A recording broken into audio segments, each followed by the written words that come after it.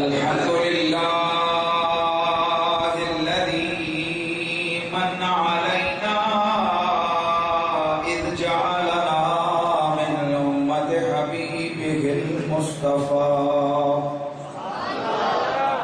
والصلاة والسلام على سيد الراشدين إمام القبلتين جد الحسنين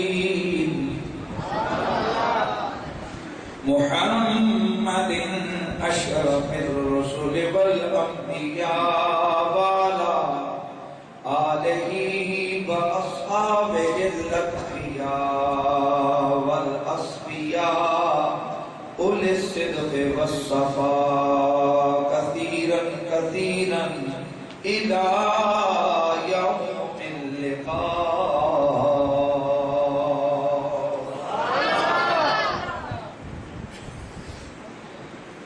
أما بعد فأعوذ بالله السميع العليم من الشيطان الرجيم. بسم الله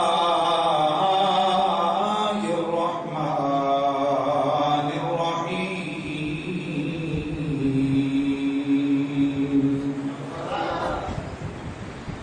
فاستجاب له ربه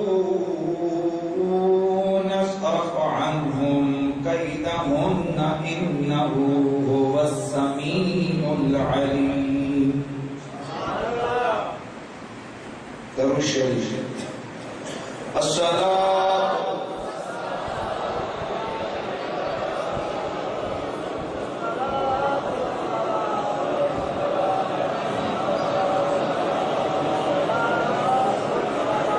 فاستجاب له ربه فصرف عنه كيدهن إنه هو السميع العليم. الصلاة والسلام عليك يا سيدي يا رسول الله وعلى آلك وأصحابك يا سيدي يا حبيب الله. الصلاة والسلام عليك يا جد الحسن والحسين وعلى آلك وأصحابك يا مولانا ومولى الثقلين.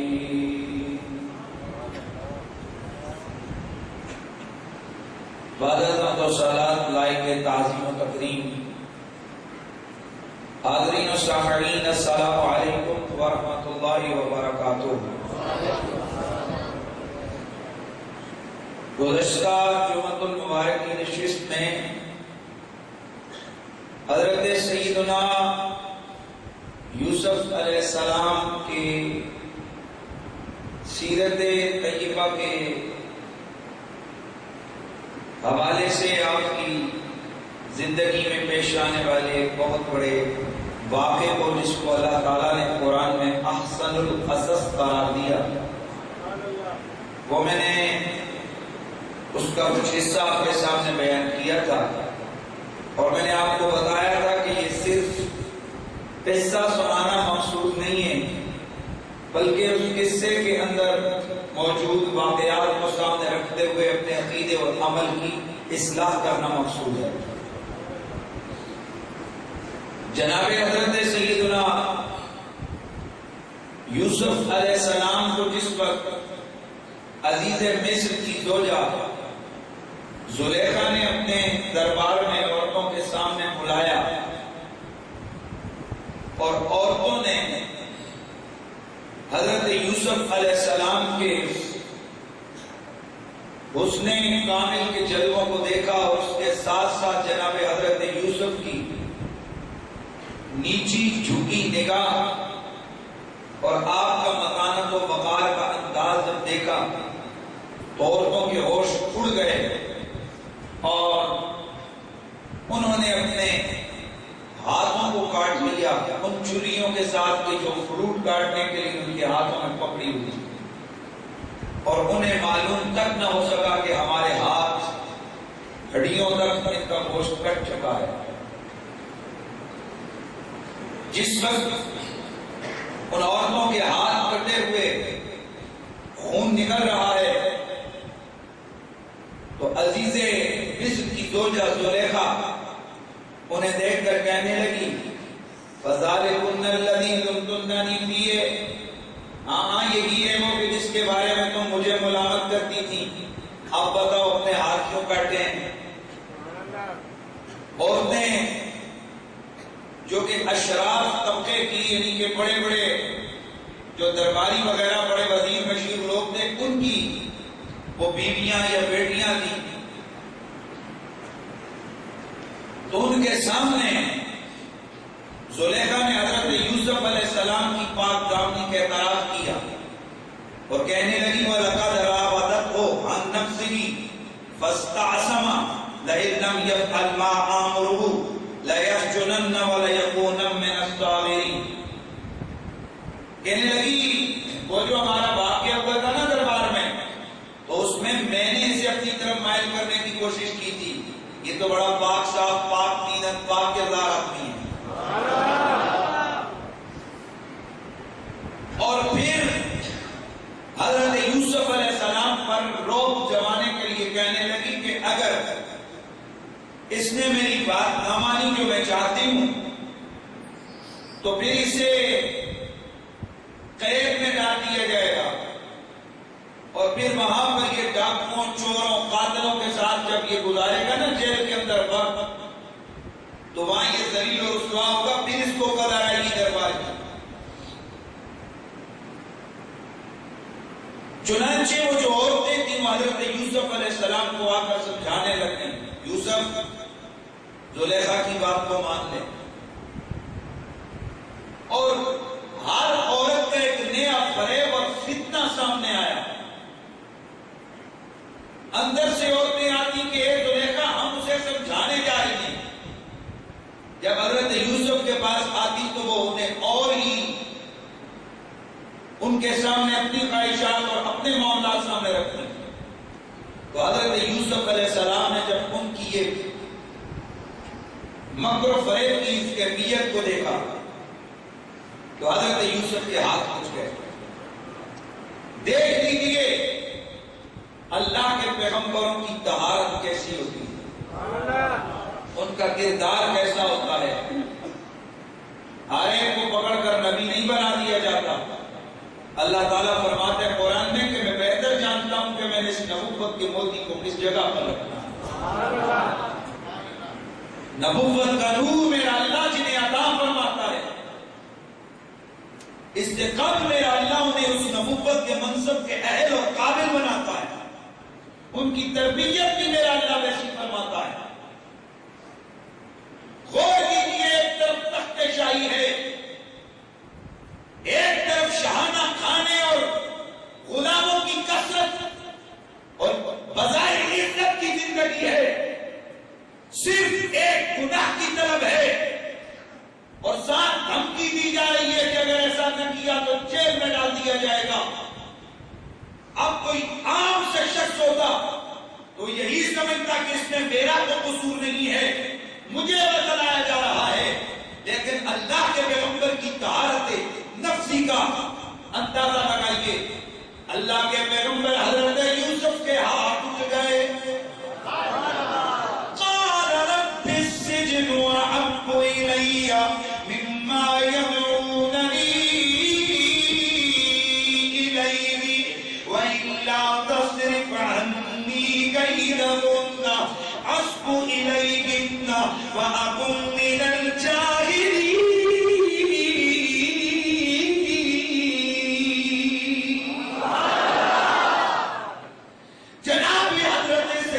یوسف کے ہاتھ اٹھ گئے، اے اللہ مجھے یہ عورتیں جس گندے مقصد کے لیے بلا رہی ہے، جس گناہ کی طرف مجھے کی دعوت دے رہی ہے، پروردگار میں تیرا یوسف عرض کرتا ہوں کہ اس گناہ سے مجھے بچا لے، اس سے بہتر مجھے جیل ہے، بے شک اے اللہ مجھے جیل عطا کر دے۔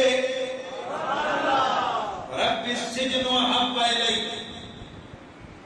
یا اللہ مجھے تو جیل کی کوٹڑی پسند ہے، لیکن جس گناہ کی طرف یہ بلا رہی ہے مجھے وہ پسند نہیں. اور پھر اپنے اللہ سے مدد مانگی، اے اللہ جس گناہ کی طرف یہ مجھے بلا رہی ہے، اگر تو نے ان کا مکر مجھ سے دور نہ کیا تو اے اللہ میں بھی ناسمجھوں میں سے ہو جاؤں گا. پروردگار میری دعا کو قبول کر. تو آپ نے کیا دعا مانگی؟ 2 دعائیں مانگی. ایک تو یہ کہ اللہ جیل میں بھیج دے، اور دوسرا یہ کہ ان کے مکر سے بچا. روایات میں آتا ہے کہ اگر اللہ کے پیغمبر حضرت یوسف علیہ السلام صرف یہ کہتے ہیں نا یا اللہ ان کے مکر سے بچا تو آپ جیل نہ جاتے، لیکن چونکہ پیغمبر ہیں اللہ سے جیل کی طرف کی. مولا جیل مجھے منظور ہے، ان کا قرب منظور نہیں، گناہ کی دعوت منظور نہیں. پروردگار مجھ سے ان کے مکر اور فریب کو دور فرما. اللہ اکبر. اللہ کا قرآن کہتا ہے فَاسْتَجَابَ لَهُ رَبُّهُ فَصَرَفَ عَنْهُ كَيْدَهُنَّ إِنَّهُ هُوَ السَّمِيعُ الْعَلِيمُ.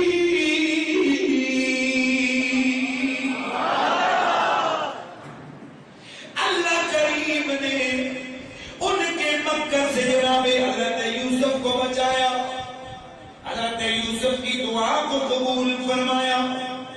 ہوا کچھ یوں کہ ان کی عورتوں نے اس زلیخا کو آ کر مشورہ دیا کہ اسے تھوڑے دنوں کے لیے ذرا جیل میں بھیج دو، وہاں جا کر جب یہ سختیاں برداشت کرے گا تو پھر اسے قدر آئے گی تمہارے اس شاہی کھانے کی، اتنے اعلیٰ پہناوے کی، اتنی اعلیٰ رہائش کی قدر آئے گی. چنانچہ زلیخا اپنے خامد عزیز مصر کی بارگاہ میں گئی، اس کے دربار میں گئی، جا کر کہنے لگی او عزیز مصر، اس غلام کی وجہ سے میں بڑی بدنام ہو چکی ہوں، تھوڑے دنوں کے لیے اسے جیل میں بھیج دے، تھوڑے دنوں کے لیے اسے جیل میں بھیج دے تاکہ عام عوام میں یہ پتہ چل جائے کہ قصور یوسف کا تھا، اس لیے جیل بھیج دیا گیا ہے. عزیز مصر نے جب یہ سنا اس کے ذہن میں بات بیٹھ گئی. حضرت سیدنا یوسف علیہ السلام کو اس نے جیل میں بھیجنے کا حکم دے دیا. اب غور کرنا، یہ کردار ہوتا ہے بڑے بڑے بادشاہوں وزیروں مشیروں کا. بات سمجھ آ رہی ہے؟ وغیرہ اگر اس کے عقل میں، دماغ میں، اگر اس کے سر میں کھوپڑی ہوتی، دماغ میں کھوپڑی میں وہ دماغ ہوتا تو وہ اسے اتنا تو پوچھتا نا کہ اس کا قصور کیا ہے، مجرمہ تو ہے. لیکن نہیں، یہ بھی اللہ کی تدبیر تھی. حضرت یوسف علیہ السلام کو جیل میں ڈال دیا گیا. اللہ کا پیغمبر وہاں 5 سال رہے، وہاں اندر جیل میں گئے، نقشہ ہی تبدیل کر دیا. نماز پڑھ رہے ہیں، تسبیحات ہو رہی ہیں، غریب قیدیوں کی مدد کر رہے ہیں، ان کے کھانے کی فکر کر رہے ہیں، بیماروں کے لیے دعائیں کر رہے ہیں. جیل کا نقشہ ہی چینج ہو گیا. تو اس جیل کے اندر 2 قیدی ایسے تھے کہ جو بادشاہ، جو مصر کا بادشاہ، یہ عزیز مصر تو وزیر خزانہ تھا نا بادشاہ کا، تو جو بادشاہ کا ایک پلانے والا تھا اور ایک اس کے کھانے کا، یعنی مطبخ کا، اس کے کچن کا محتمل و نگران اعلیٰ جو اس کا کھانا چیک کرتا تھا. ان دونوں قیدیوں پر یہ الزام تھا کہ یہ دونوں بادشاہ کو زہر دے کر ہلاک کرنا چاہ رہے تھے. تو ایک دن حضرت یوسف علیہ السلام نے ان قیدیوں سے فرمایا کہ مجھے اللہ تعالیٰ نے خواب کی تعبیر کا علم عطا کیا. مجھے اللہ تعالیٰ نے خواب کی تعبیر کا علم عطا کیا. وہ دونوں قیدی آپس میں بیٹھے کہنے لگے یہ ہے بڑا خوبصورت، لیکن ہے ہماری طرح کا یہ بھی قیدی، اس کا کردار تو اچھا ہے، چلو ایسا کرتے ہیں اس کی تعبیر کو چیک کرتے ہیں کہ واقعی یہ جو تعبیر بتاتا ہے وہ سچی ہوتی ہے. انہوں نے آپس میں بیٹھ کے خواب گھڑے، دونوں نے بیٹھ کے خواب گھڑے. خواب گھڑ کے حضرت یوسف کے پاس آئے، آ کر عرض کرنے لگے یوسف ہمارے دوست ذرا ہمیں بتاؤ نا، ہم نے رات کو خواب دیکھا ہے. آپ نے پوچھا کیا خواب دیکھا ہے؟ تو وہ جو ساقی تھا بادشاہ کا پلانے والا، وہ آگے عرض کرتا ہے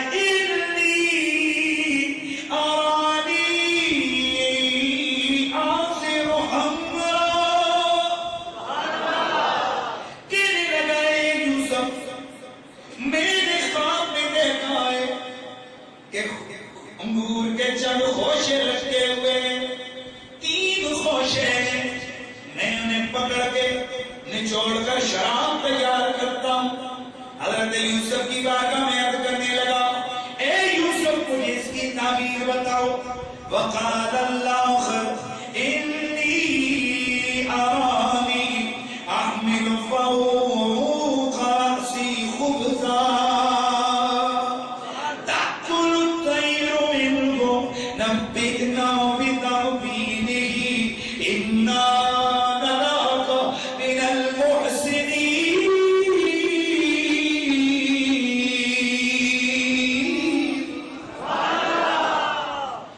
دوسرا کر کہنے لگا اے جناب یوسف میں نے بھی خواب میں دیکھا ہے کہ میرے سر پر روٹیاں پکڑی ہوئی ہیں. میرے سر پر ایک چکیر ہے, ایک برتن ہے جس میں کچھ روٹیاں ہیں. مختلف پرندے آ رہے ہیں, اس میں سے اس برتن میں سے روٹیوں کے ٹکڑے اٹھا کے کھا رہے ہیں. اے یوسف تو بڑا بھلائیاں کرنے والا ہے, اپنے علم کے مطابق ذرا اس کی تعبیر بتا. اللہ اکبر. حضرت سیدنا یوسف علیہ السلام آپ نے فرمایا لا یأتیکما طعام ترزقانہ الا نبأتکما بتأویلہ قبل ان یأتیکما ذالکما مما علمنی ربی.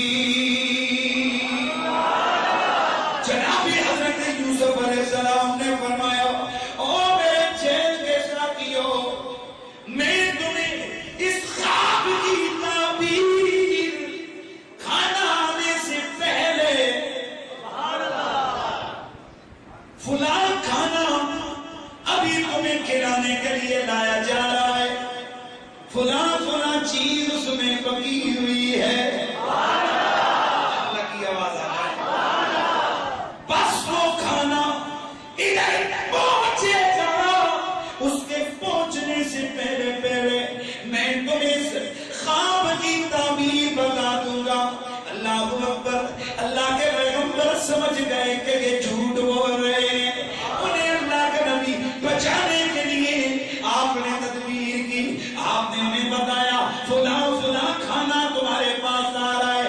وہ بتانا چاہتے تھے کہ میں کوئی اور نہیں اللہ کا پیغمبر ہوں. اور غور کر لو, اگر آنے سے پہلے مجھے کھانے کا پتہ چل گیا ہے تو سمجھ جانا کہ میں اپنی طرف سے نہیں کہہ رہا بلکہ ذالکما مما علمنی ربی, یہ سب کچھ میرے اللہ نے مجھے سکھایا ہے.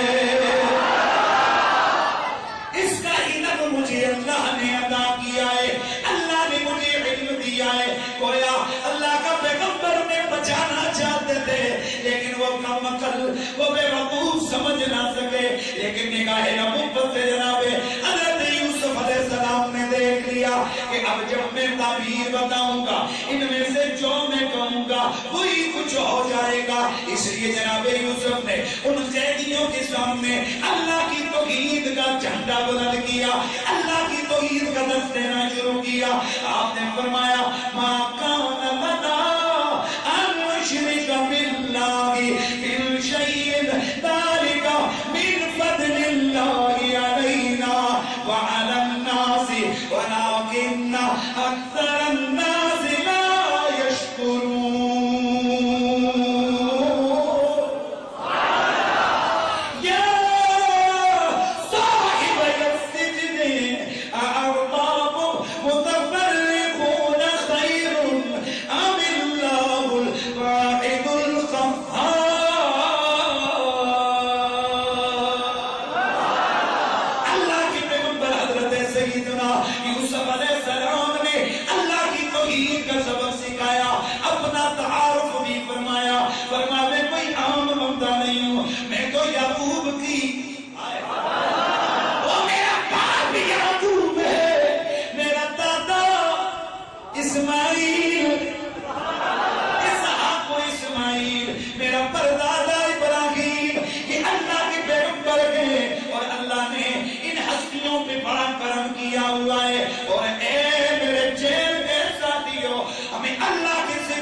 کسی کو عبادت کے لائق نہیں سمجھنا چاہیے. اور میں تم سے پوچھتا ہوں بتاؤ کہ ایک خالق بہتر ہوتا ہے یا بہت سارے؟ آپ نے کافی لمبا درس توحید دیا. گویا اس لمحے بھی حضرت یوسف علیہ السلام نے اپنا جو مشن تھا نا اس کو چھوڑا. تو یہ جو مشن کے دوست ہوتے ہیں یہ ان کے لیے ایسا نہیں ہے کہ جب مشکل آئے تو اپنے مشن کو چھوڑ دیں. جو مشن والے لوگ ہوتے ہیں وہ اپنے مشن کو جیلوں میں بھی جاری رکھتے ہیں. یہ بات سمجھ آ رہی ہے؟ اللہ اکبر. حضرت یوسف علیہ السلام نے اپنا فرض ادا کرتے ہوئے پھر آپ نے تعبیر ارشاد فرمانا شروع فرمائی. فرمایا صاحب السجن اما احدكما فيسقي ربه خمرا.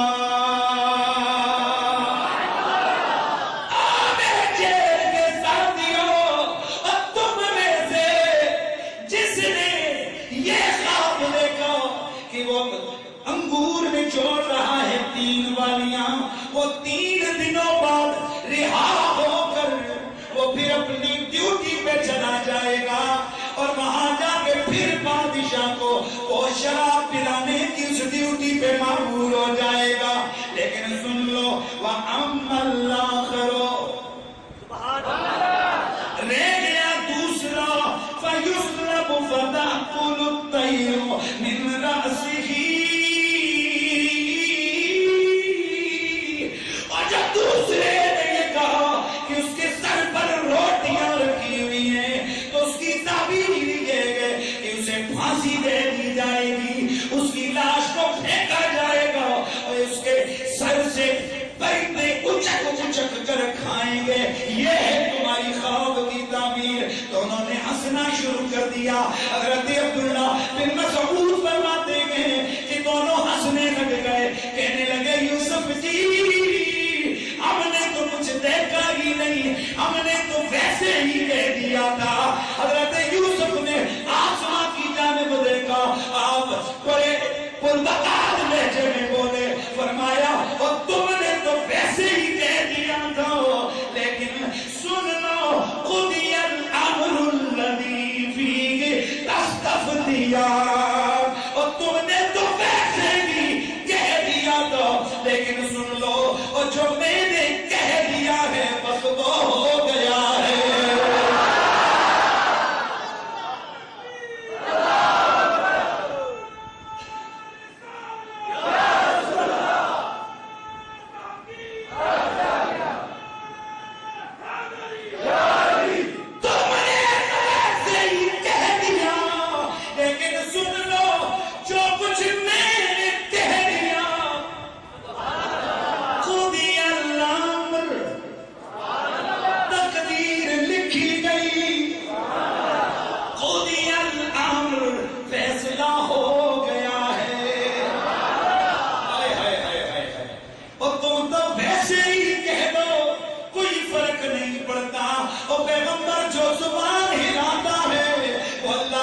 تقدیر بن جاتی ہے. اللہ کا نبی جو کچھ کہہ دے, جو فرما دے, وہ اللہ کا فیصلہ ہوتا ہے. قضی الامر الذی فیہ تستفتیان. جو کچھ تم نے مجھ سے پوچھا تھا, میں نے جو بتایا تھا بس وہ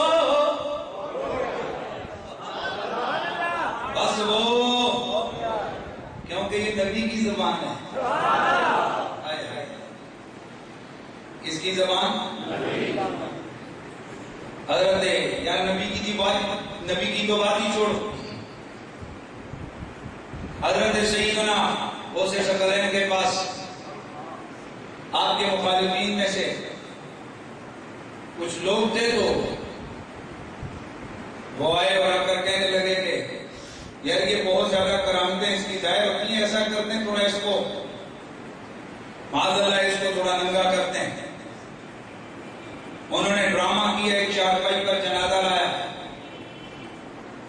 اور لا کر سامنے رکھا, کہا حضرت ذرا جنازہ آ گیا پڑھائیے. آپ نے فرمایا اس کے باپ کو بلاؤ. باپ آیا پڑھاؤں؟ کہنے لگا جی پڑھائیے، وہ بھی ان کے ساتھ شریک تھا. پھر پوچھا پڑھاؤں؟ کہا سمے سیدھی کرو، اللہ اکبر. آپ جنازہ پڑھا کے چل پڑے تو پیچھے سے لوگ انتظار کرنے لگے کہ جو پلان کے مطابق یہ ان کا منصوبہ تھا کہ یہ جیسے جنازہ پڑھا کے آگے جائیں گے تو یہ کھڑا ہو جائے گا مردہ اور کہے گا میں تو زندہ ہوں. اللہ اکبر. آپ چل پڑے. رات لوگ دیکھنے لگے، قریب آیا، لایا اٹھ گئی، پھر لایا اٹھ گئی، دیکھا وہ اگلے جان پہنچ چکا تھا. دوڑے ہوئے گئے، ہے عبد القادر یہ کیا؟ آپ نے فرمایا تم نے مجھے اللہ کے بندوں کے سامنے ذلیل کرنا چاہا نا، میری عزت اللہ کے ہاتھ میں ہے. جاؤ اب یہ مر گیا، یہ اٹھے گا نہیں. سونا جو اللہ والے کہتے ہیں یہ اللہ والے کرتے ہیں نا، پھر وہ ہو جاتا ہے یار. آئے ہائے. اسی لیے ہم کہا کرتے ہیں کہ وہ دیرت پہ کوئی نہ تولے. جو اللہ کے برگزیدہ بندے کہتے ہیں نا، ان کے کہنے کا بھی اللہ پاس رکھتا ہے. وزیر اعظم جو زبان سے کہتے ہیں نا وہ قانون سمجھا جاتا ہے. وہ کہتے ہیں کہ یہاں پاکستان کے وزیر اعظم کی بات نہیں کر رہا.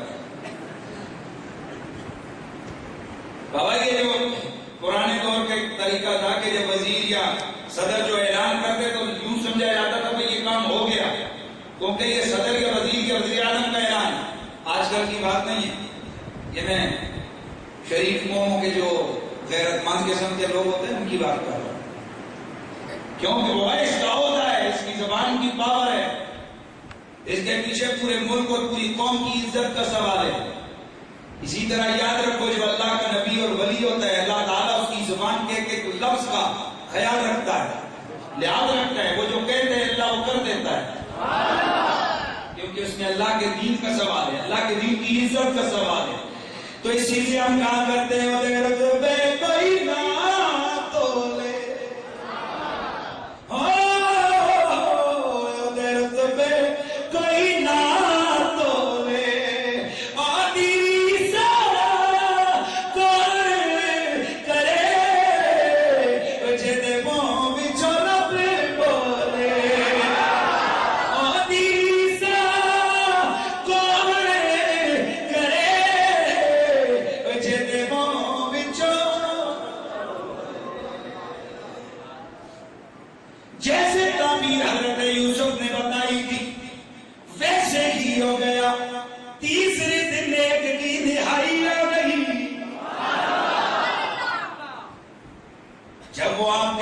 سے جانے لگا. یہ 5واں سال حضرت یوسف کا جیل میں. تو حضرت یوسف نے اسے فرمایا، آپ نے فرمایا اذکرنی عند ربک فانساه الشیطان ذکر ربہ فلبث فی السجن بضع سنین.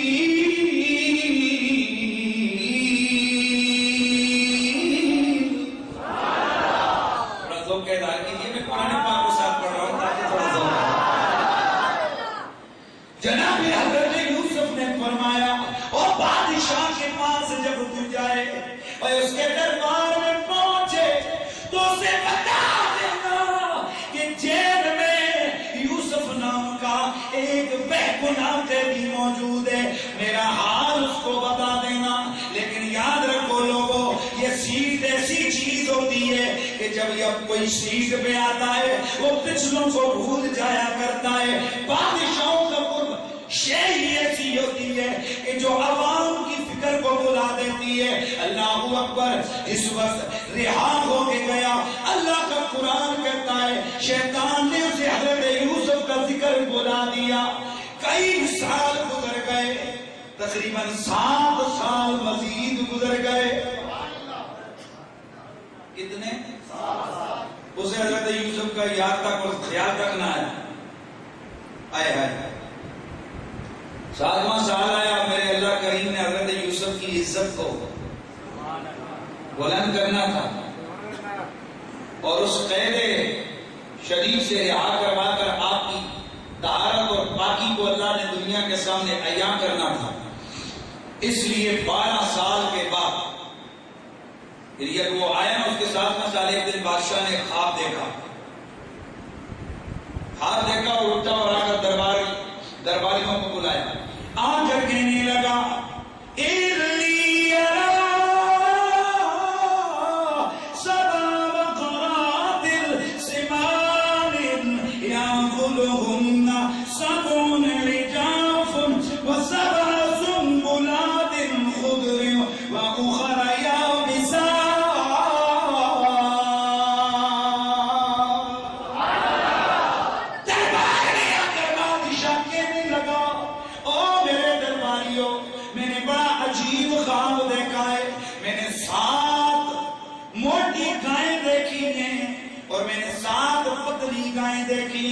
میں نے دیکھا ہے کہ ان موٹی گایوں کو، ان موٹی جو گائیاں ہیں انہیں جو پتلی 7 گائیں وہ کھا رہی ہیں، اور پھر میں نے 7 خشک بالیوں کو دیکھا ہے اور 7 ہری بالیوں کو دیکھا ہے کہ یہ 7 خشک بالیاں ان ہری بالیوں پر لپٹی ہوئی ہیں۔ اے میرے درباریوں،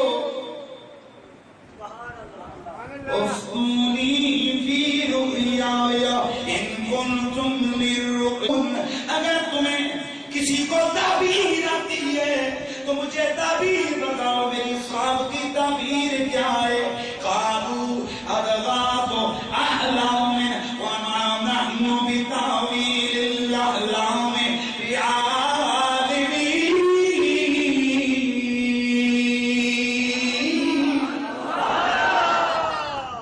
وہ درباری جو تھے نا وہ کہنے لگے، اور بادشاہ یہ ویسے ہی ہے، جھوٹا خواب ہے، اس کی کوئی تعبیر نہیں ہوتی، اس طرح کی تعبیر ہمیں نہیں آتی۔ ہاں، ساتھ ہی اس کو یاد آیا، اوہ جیل میں بھی ایک تھا، وہ جو تھا نا بادشاہ کا پلانے والا، اس کو یاد آیا، ہاں یار وہ یوسف تھا جیل میں۔ بادشاہ سے کہنے لگا، بادشاہ ایک بندہ ہے جو تعبیر بتاتا ہے، پھر اپنی خواب کا بتایا، اپنے معاملات کا بتایا، کہا اگر مجھے بھیجو نا میں اس سے پوچھ کے آ جاتا ہوں۔ بادشاہ نے کہا ٹھیک ہے، جا کے پوچھ کیا، یہ گیا، جا کر کہتا ہے یوسف ایھا الصدیق افتنا فی 7 بقرات سمان یاکلہن۔ آگے پورا خواب بیان کیا، یوسف بھائی دوست خواب بتانا، یہ خواب کیا ہے؟ بتایا نہیں ہے کہ بادشاہ کا خواب ہے، یہ بتائیے کہ خواب کی معلوم کیا ہے؟ دیکھو یار اللہ کا پیغمبر کیسا اخلاق حسینہ کا مالک ہوتا ہے، چاہتے تو کہتے چل بات دفاع ہو جائے، 7 سالوں کے بعد آیا، یاد تک نہیں کیا، آج اپنا کام پھنسا تو ہماری یاد آ گئی۔ جناب حضرت یوسف علیہ السلام، یہ پیغمبرانہ اخلاق ہوتے ہیں۔ حضرت یوسف علیہ السلام نے خواب کی تعبیر بتائی، آپ نے فرمایا سنو، 7 سال تک تم فصل کاشت کرو گے اور ان 7 سالوں میں تمہیں کھلا غلہ ملے گا عام دستور کے مطابق۔ اگلے 7 سال خاص سالی کے ہوں گے، تو تم ایسا کرو کہ جب پہلے 7 سالوں میں غلے کو تم کاشت کرو تو خوب کاشت کرو، اور جب وہ تمہیں غلہ ملے تو اس کو دانے جو ہے نا وہ خوشوں میں سے مت نکالو، اتنے دانے نکالو جتنے تمہیں ضرورت ہو، باقی بچا کے اسٹاک کر کے رکھ دو۔ اگلے 7 سال ایسے آئیں گے کہ جو کاٹ کے ہوں گے، اور ان 7 سالوں میں جو پچھلا سنبھالا ہوا غلہ ہے یہ سارا ختم ہو جائے گا، اور پھر آگے 1 سال آئے گا جب خوب کھلی بارشیں ہوں گی، اور پھر دوبارہ کاشت سالی کا خاتمہ ہو جائے گا۔ وہ آیا، آ کر بادشاہ سے کہا یہ تعبیر ہے۔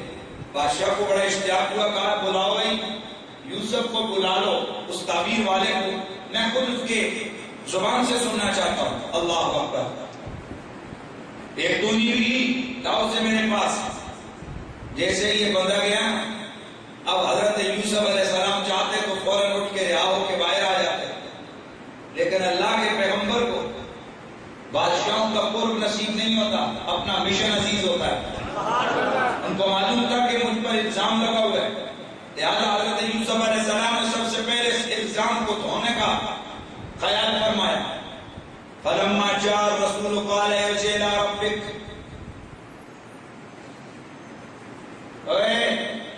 گیا جا کر کہنے لگا یوسف جلدی کر بادشاہ بلا رہے.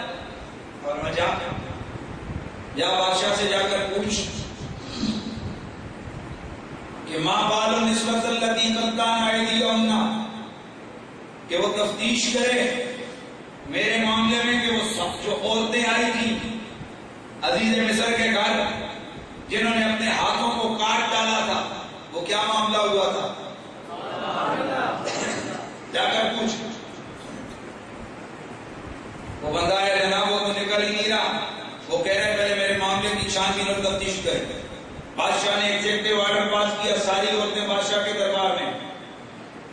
ما خطبکن اذ راوتن یوسف عن نفسہ قلن حاش للہ ما علمنا علیہ من سوء قالت امرأة العزیز علان حسس العقل انا راودته عن نفسه وإنه لمن الصادقين.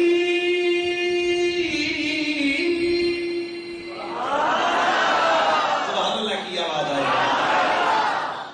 بادشاہ نے بلایا عورتوں کو، عورتوں بتاؤ یوسف کے معاملے میں کہ جب تم نے یوسف کو پھسلانا چاہا یہ کیا معاملہ ہوا تھا. ساری عورتوں نے قسمیں کھائی، قسمیں کھا کر کہنے لگی او بادشاہ او ہم ہی جھوٹی تھی اور یوسف تو بڑا سچا تھا. ہم نے اسے بہکانا چاہا، اس کا کوئی قصور نہیں ہے.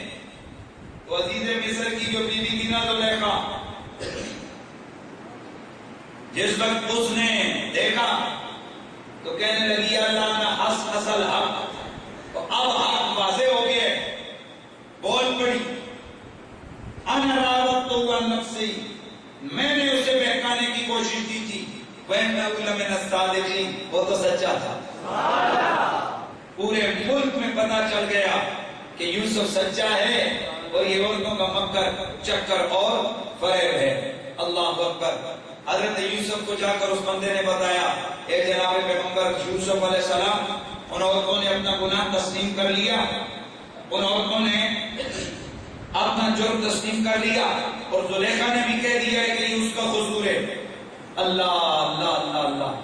اب یقینی بات ہے بادشاہ کے دربار میں جب یہ تفتیش ہوئی تھی اور ان عورتوں کا جرم ظاہر ہوا تھا تو ظاہر سی بات ہے شرمندگی ان کی ہوئی کہ نہیں ہوئی. اللہ کا پیغمبر کتنا نفیس طبیعت والا ہوتا ہے، وہ کسی کو بے پرواہ کرنا نہیں چاہتا.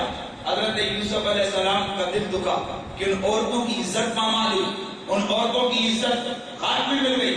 لیکن ساتھ ہی آپ نے فرمایا ذالک لیعلم انی لم اخنہ بالغیب وان اللہ لا یہدی کید الخائنین. اور میں نے یہ تدبیر اس لیے کی ہے تاکہ اس عزیز مصر کو پتا چل جائے میں نے اس کی امانت میں کوئی خیانت نہیں کی ہے. اگر مجھے یہ اظہار کرنا مقصود نہ ہوتا تو میں کبھی یہ مطالبہ نہ کرتا، لیکن میں یہ بتانا چاہتا تھا کہ میں نے اس کی امانت میں کوئی خیانت نہیں کی ہے. اور اللہ تعالیٰ خیانت کرنے والوں کو کبھی بھی ہدایت نہیں دیتا.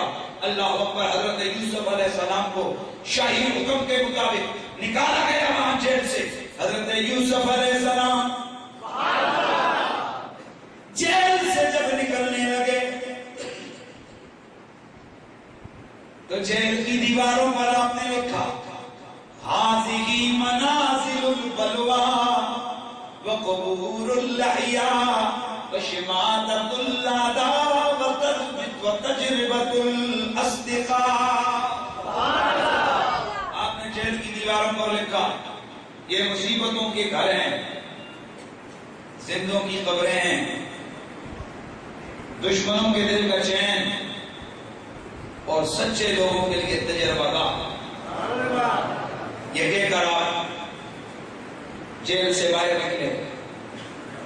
بزرگان دین فرماتے ہیں کہ اگر کوئی شخص بے گناہ جیل میں چلا گیا وہ حضرت یوسف علیہ السلام کے اس قصے کو یعنی سورہ یوسف کو صبح و شام تلاوت کرے اللہ تعالیٰ اس کی رہائی کے اسباب پیدا فرما دے. سورہ یوسف کی رہائی. اللہ اکبر. بادشاہ کے پاس پہنچے حضرت یوسف علیہ السلام. اب تو پروٹوکول مل گیا. بادشاہ کو سلام کیا عربی زبان میں. بادشاہ حیران ہو گیا یہ کون سی زبان ہے؟ آپ نے فرمایا میرے باپ حضرت اسماعیل کی زبان ہے. پھر کوئی کلام ہوا. آپ نے عبرانی میں جواب دیا اور کلام کیا. بادشاہ کو 70 زبانوں کا علم تھا, 70 زبانیں جانتا تھا, لیکن حیران ہو گیا کہ یہ 2 زبانیں ایسی جو اس کو نہیں آتی. چنانچہ بادشاہ نے جب اپنی زبان میں بات کی حضرت یوسف نے سے اس کی بولی میں جواب دیا تو اور بھی زیادہ متاثر ہوا. کہاں سے کی ہے زبان؟ آپ نے فرمایا اللہ نے سکھائی. کس نے سکھائی؟ اللہ نے مجھے سکھائی. وہاں بادشاہ نے پھر اپنا کام بیان کیا یا جناب یوسف کے سامنے بیٹھ کے آپ نے اس کو وہی تعبیر جب پھر سنائی تو کہنے لگا تم بڑے ہوشیار اور لائق آدمی مجھے لگتے ہو, بتاؤ میں کیا کرنا چاہیے, تدابیر کیا اختیار کرنی چاہیے. آپ نے پھر ان کو تدبیریں بتائیں. آپ نے فرمایا کہ غلے کو جمع کرو, کثرت سے کاشت کرو اور ساری عوام سے خمس لو, یعنی ان کی کل آمدن کا 5واں حصہ ان سے کلیکٹ کر لو, لے لو, اور جو موادی مصر ہیں اس کے لیے ان کے لیے اس کو جمع کرو. اور اے بادشاہ سن, یہ تیرے پاس بہت بڑا خزانہ ہو جائے گا اور یہ تدبیر تیرے ملک میں ہوگی, قحط پورے ریجن میں پورے ایریا میں آئے گا, تو پھر لوگ تیرے پاس آ کر یہ خریدیں گے, تیری خوشحالی ہو جائے گی. اور بھی آپ نے تدابیر. لیکن اب قرآن کیا کہتا ہے؟ قرآن کہتے ہیں کہ حضرت یوسف نے خود اپنا عہدہ طلب کیا اور آپ نے فرمایا اجعلنی علی خزائن الارض انی حفیظ علیم, تو مجھے اپنا وزیر خزانہ بنا لے, میں امانت دار بھی ہوں گا اور میں بڑا جاننے والا بھی ہوں. اللہ اکبر. تو یوسف علیہ السلام کو جب یہ سنا بادشاہ نے تو بادشاہ کہنے لگا استخلصہ لنفسی, آج کے بعد تو میرے قریبی ہو گئے. میرا اللہ فرماتا ہے, کائنات کا مالک فرماتا ہے, لِيُوسُفَ فِي الْأَرْضِ يَتَبَوَّأُ مِنْهَا حَيْثُ يَشَاءُ نُصِيبُ بِرَحْمَتِنَا مَن نَّشَاءُ وَلَا نُضِيعُ أَجْرَ الْمُحْسِنِينَ.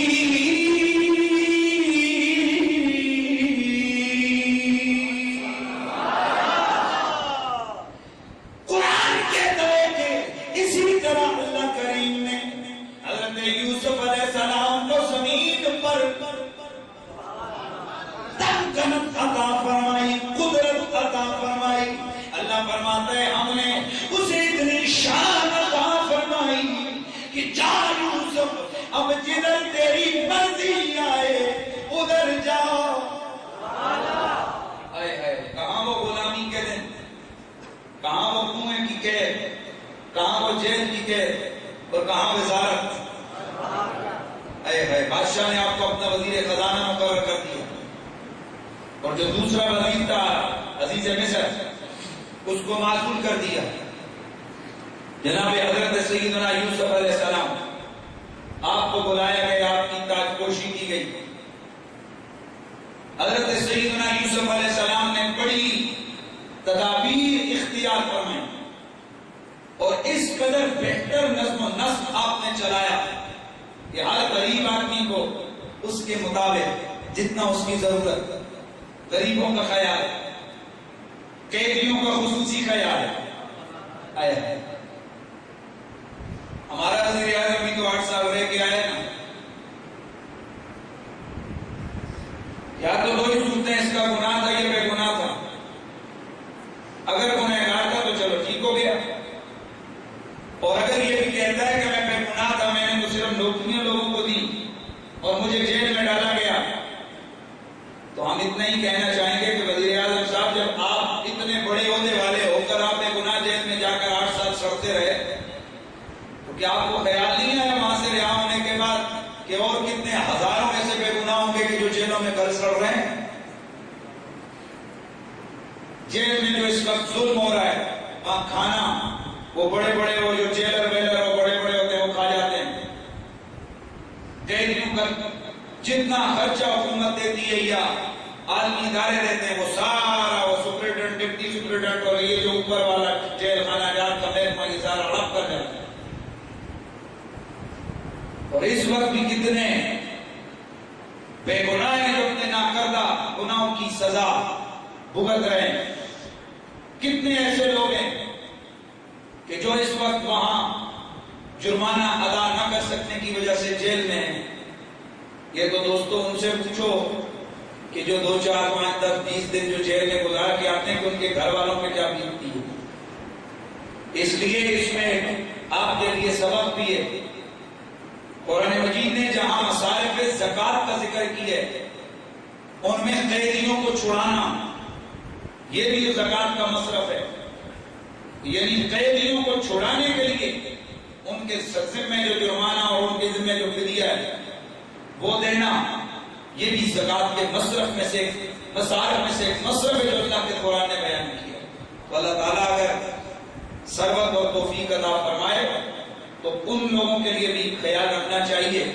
نو ڈاؤٹ کہ جیل یہ امن و امان کے لیے ضروری بھی ہے کہ وہاں پر بڑے بڑے شیطان ہی وہاں پر قید کیے ہوئے ہیں، لیکن وہاں جا کر اگر کوئی دیکھے تو وہاں اکثریت ایسے لوگوں کی ہوتی ہے کہ جو لوگ بیچارے کوئی خاندانی دشمنی، کوئی پیسے کے چکر، کوئی کس میں بے گناہ اندر پھنسے گئے ہوتے ہیں. اللہ تعالیٰ جیل سے، اسپتال سے، ان مصیبتوں پریشانیوں سے حضور کی ساری امت کو محفوظ فرمائے. اللہ اکبر. حضرت یوسف علیہ السلام آپ نے 7 سالوں کا خوب کاشت کروائی. 7 سال گزرے چونکہ آپ وزارت خزانہ کے منصب پر فائد ہو چکے تھے. 7 سال تک آپ نے غلہ اکٹھا کیا، جتنا ضرورت ہوتی اتنا خوشے سے نکالتے. قناعت کا حکم دیا پوری قوم کو. 7 سال تک اپنا مال اسباب سب سیف کیا. اگلے 7 سال قحط کے شروع ہوئے. باہر کے جو لوگ تھے پہلا سال تو انہوں نے اپنا اس کا خزانہ وغیرہ جو سنبھالا وہ انہوں نے کیا گزارا. اب چونکہ باقی سارا مال دولت سارا خزانہ یہ کس کے پاس تھا؟ حکومت کے پاس. لہذا مصر کے لوگ آئے، غلے کے بدلے انہوں نے اپنا جو کچھ ان کے پاس تھا درہم و دنانیر وہ لے کے آئے، پیسہ ویسا. اگلا سال گزرا تو زیورات وغیرہ لے کے آئے. اگلا سال آیا تو جانور وغیرہ لائے اور وہ حکومت کی نگرانی میں حضرت یوسف کے ہاتھ میں گروی رکھوائے اور آپ سے غلہ لیا. اگلا سال آیا تو اپنے سارے غلام اور لونڈیاں بھی آ کر بیچ دی. اس سے اگلا سال آیا تو اپنی ساری جاگیریں حضرت یوسف کے حوالے کر دی اور ان سے غلہ حاصل کیا. اور اگلا سال جس وقت آیا تو اپنی اولادیں اور خود اپنی جان کو بھی غلامی میں اور گروی رکھ کر حضرت یوسف سے غلہ لیا.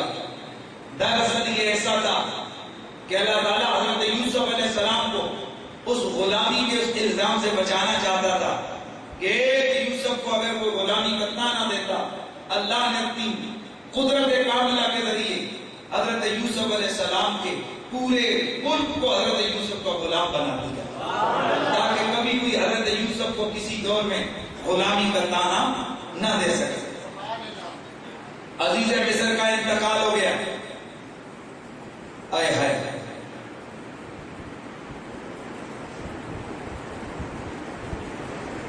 بادشاہ عزیز مصر جب اس کا انتقال ہوا تو حضرت سیدنا یوسف علیہ السلام آپ ایک دن جا رہے تھے. اب توجہ کرنا، وہی زلیخا جو کبھی شاہانہ طرز زندگی گزارتی تھی، مرور زمانہ کی ٹھوکریں کچھ ایسی لگی کہ وہی زلیخا ایک دن گرتی پڑتی رستے میں بیٹھی ہوئی ہے، حضرت یوسف علیہ السلام کا گزر ہوا تو حضرت یوسف علیہ السلام جیسے اس کے پاس پہنچے تو قالا الیس ھذا خیر مما طلبت فوجدها عذرا۔ توجہ کرنا، یہاں میں ایک بڑی اہم بات کرنا چاہوں گا، یہ باقی واقعہ بعد میں آئے گا، لیکن اس سے پہلے حضرت یوسف علیہ السلام جیسے ہی امرا وہ جو عزیز مصر تھا اس کا انتقال ہوا تو زلیخا نے توبہ کی۔ کیا کیا؟ توبہ کی۔ اور بعض روایات میں آتا ہے کہ توبہ کر کے حضرت یوسف علیہ السلام کی بارگاہ میں حاضر ہوئی اور عرض کرنے لگی آپ مجھ سے نکاح فرمائیے۔ تو حضرت یوسف علیہ السلام نے اس کے ساتھ نکاح فرمایا۔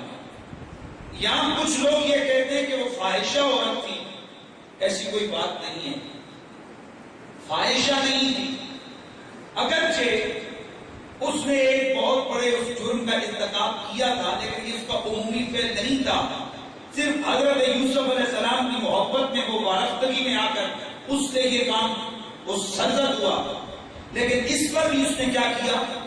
توبہ کی۔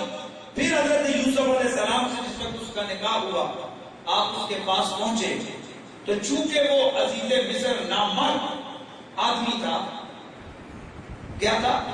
نامرد آدمی تھا، تو چنانچہ جب آپ کی شادی ہوئی اور آپ اس کے پاس پہنچے تو اب زلیخا سے حضرت یوسف علیہ السلام نے یہ فرمایا کہ الیس ھذا خیر مما طلبت فوجدها عذرا۔ آپ نے فرمایا وہ جو تو اس وقت چاہ رہی تھی وہ بہتر تھا کہ یہ آج جو حلال میں ہے یہ بہتر ہے۔ تو اب زلیخا جس وقت حضرت یوسف علیہ السلام کے ساتھ اس کا عقد اور نکاح ہوا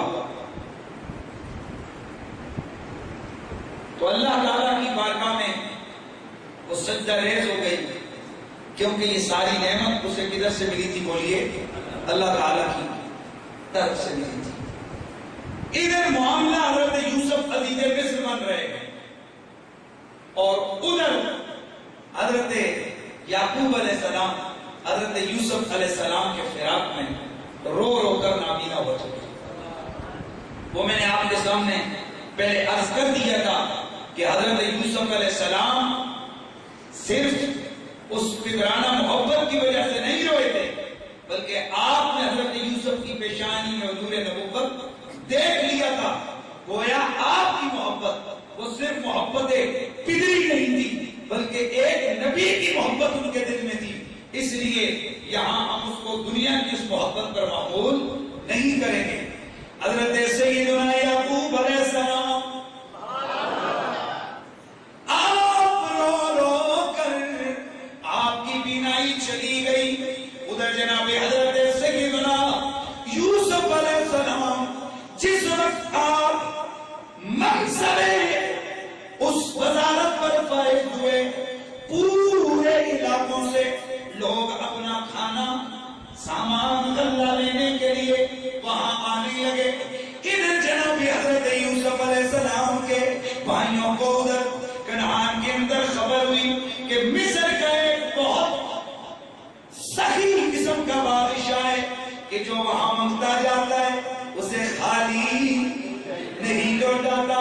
چنانچہ آپ نے اپنے والد گرامی حضرت یوسف علیہ السلام کے والد حضرت یعقوب علیہ السلام سے اجازت طلب کی کہ ابا جان اگر اجازت ہو تو ہم مصر کے بادشاہ کے پاس جائیں، سنائے کہ وہاں سے کوئی جو بھی جاتا ہے وہ اللہ بھرپور لاتا ہے۔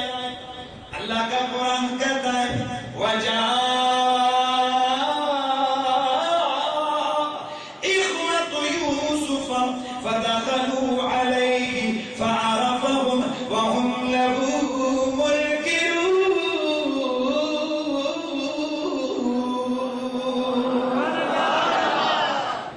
حضرت یوسف علیہ السلام کے بھائی اپنے والد سے اجازت دے کر حضرت یوسف کے دربار کی طرف رواں ہو رہے ہیں۔ قرآن کہتا ہے کہ وہ آئے، ان کے دربار میں آنے کا کیا انداز تھا، کیا معاملات ہیں، انشاءاللہ اگلا جمعہ مبارک اس کو عرض کریں گے. اور اس میں جو باقی ایک چیز اور بھی انشاءاللہ اسی کے ضمن میں ایک فقہی مسئلے کو بھی ڈسکس کروں گا، اور انشاءاللہ اگلا جمعہ انشاءاللہ مزید گفتگو ہوگی. باقی